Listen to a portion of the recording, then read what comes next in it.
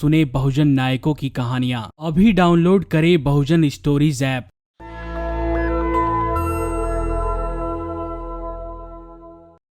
Patreon और अन्य माध्यमों से नेशनल दस्तक का सहयोग करने वाले सभी दर्शकों का बहुत बहुत शुक्रिया। आपके सहयोग से ही बहुजन मीडिया को नई ऊंचाई मिल रही है और मनोबल और अधिक बढ़ रहा है। आशा है आगे भी आप हमें ऐसे ही सपोर्ट करते रहेंगे। धन्यवाद।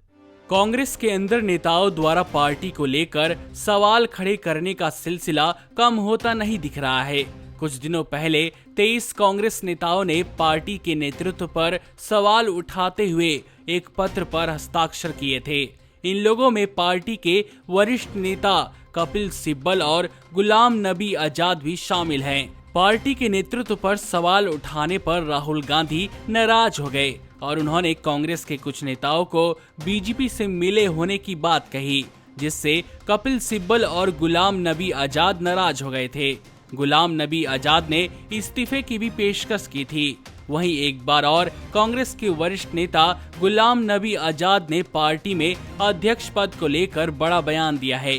उन्होंने कहा कि अगर पार्टी में अध्यक्ष पद के लिए चुनाव नहीं होते हैं तो कांग्रेस 50 सालों तक विपक्ष में रह सकती है।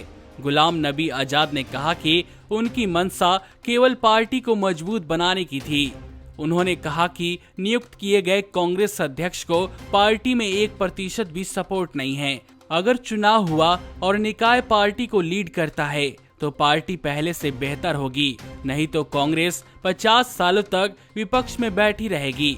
वरिष्ठ नेता गुलाम नबी आजाद ने कहा कि जो अधिकारी या राज्य इकाई के अध्यक्ष, जिला अध्यक्ष हमारे प्रस्ताव का विरोध कर रहे हैं, वह अपने पद को खोने से डर रहे हैं।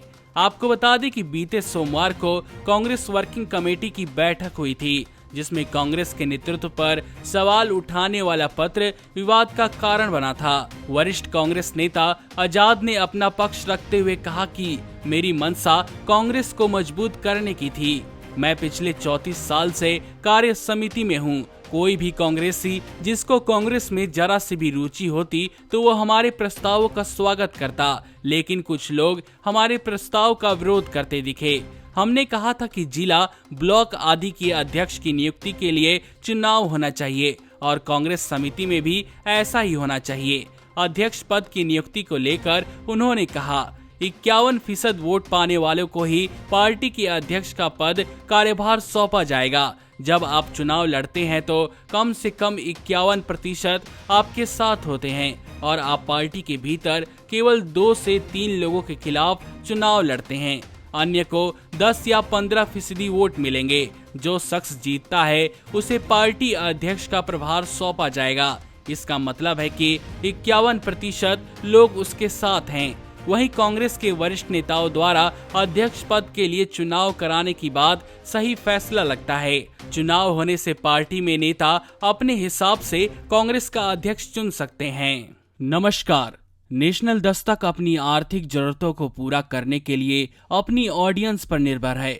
बहुजन समाज से संबंधित मुद्दों को उठाने के कारण यूट्यूब की तरफ से नेशनल दस्तक की कई वीडियो पर एड्स नहीं दी जाती, जिसके कारण हमें आर्थिक समस्याओं का सामना करना पड़ रहा है। आपका एक छोटा सा कदम बहुजन मीडिया को बचा सकता है।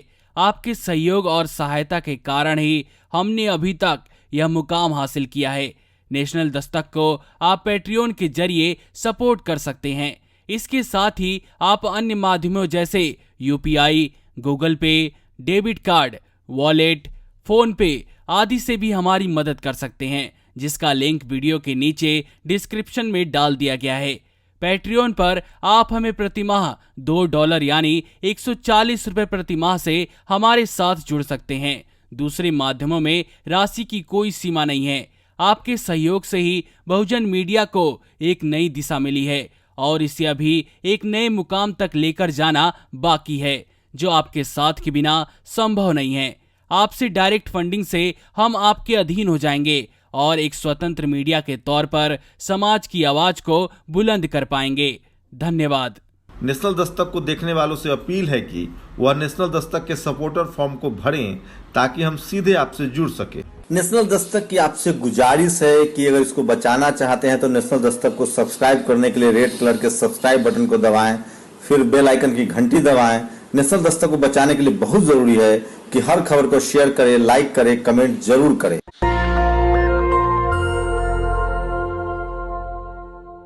सुने बहुजन नायकों की कहानियां। अभी डाउनलोड करें बहुजन स्टोरीज ऐप।